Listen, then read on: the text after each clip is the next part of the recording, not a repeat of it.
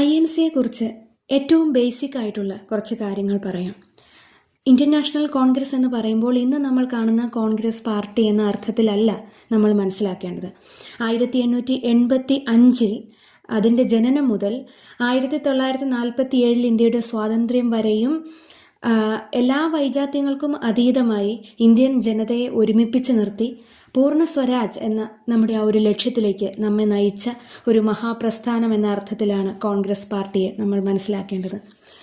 1885 December 28 ബോംബെയിലെ ഗോകുൽദാസ് തേജ്പാൽ സംസ്കൃത കോളേജിലാണ് ഇന്ത്യൻ നാഷണൽ കോൺഗ്രസ് രൂപീകൃതമാകുന്നത്.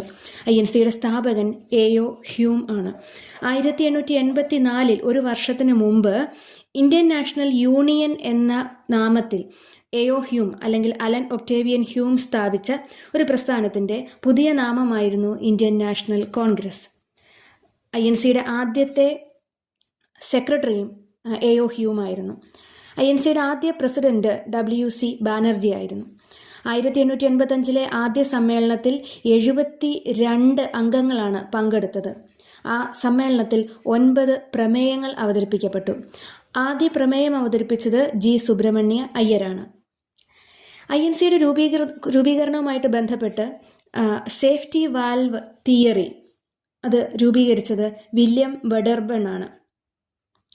അതായത് സുരക്ഷാ വാൽവ് സിദ്ധാന്തം എന്ന് മലയാളത്തിൽ പറയാം.